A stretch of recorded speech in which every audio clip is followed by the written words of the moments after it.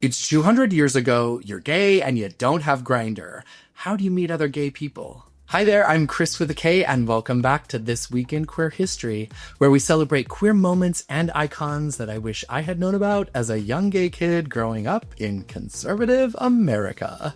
So, imagine this, it's over 200 years ago. You're in London and you want to meet up with some other gays to have some fun.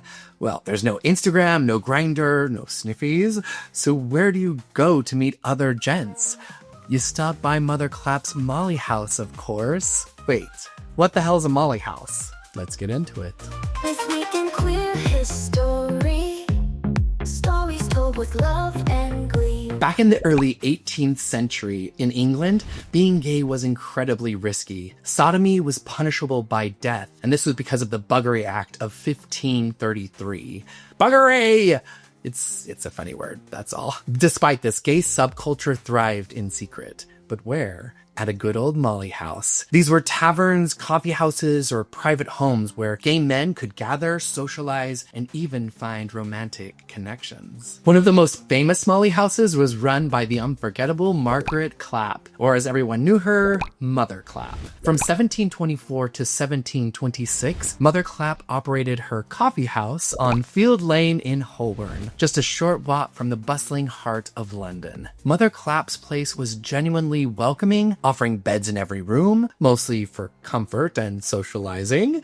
She regularly hosted 30 or 40 chaps every night, especially on Sundays, turning her humble coffee shop into an underground haven for queer camaraderie. Mother Clapp went above and beyond for her patrons, even sprinting across the street to fetch drinks for her guests. The way she ran her coffee shop suggested that she cared more about community than profit. Her shop was filled with vibrant and joy-filled activities. Patrons engaged in cross-dressing, mock marriage ceremonies, and even over-the-top mock birth performances. This was the 1720s, and they were exploring gender fluidity and queer identity. It's just amazing to think about. But Mother Clapp's sanctuary couldn't stay hidden forever. The Society for Reformation of Manners, a conservative watchdog group, surveilled her house for over 2 years, eventually raiding it in February 1726. About 40 men were arrested, and sadly, all of the surveillance came from informants from within the community. This is such a betrayal. One traitor was Mark Partridge, who brought in undercover policemen. Mother Clapp was arrested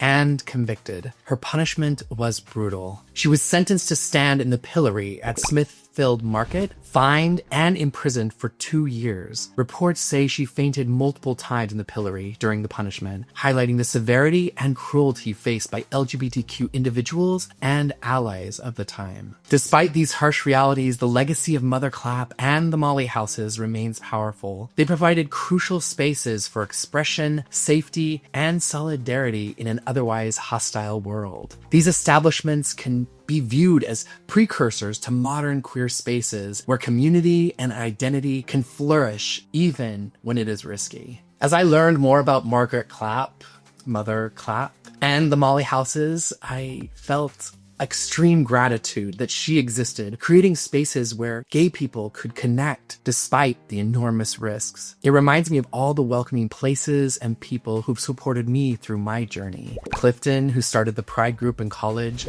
Evan, who introduced me to the vibrant world of drag with his annual gender blender, and Sherilyn, whose home was always a safe haven for queer individuals. And who would I be without my loving and supporting family, especially my mom? And then there are those historic spaces like Stonewall Inn, Cooper Donuts, Black Cat, Compton's Cafeteria, and the more modern spaces that I cherish in West Hollywood like the Abbey and Chapel, founded by David Cooley, and now expanding globally by visionaries like Tristan Shucraft.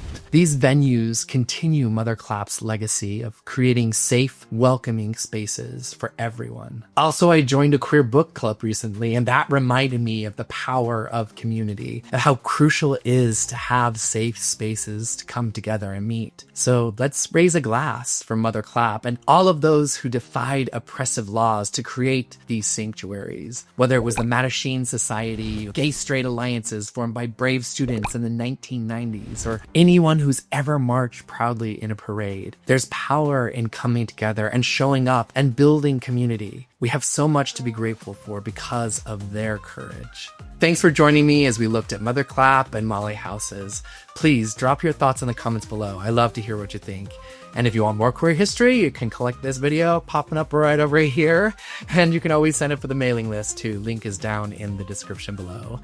Until next time, stay strong, stay bold, and keep making history. Buggery!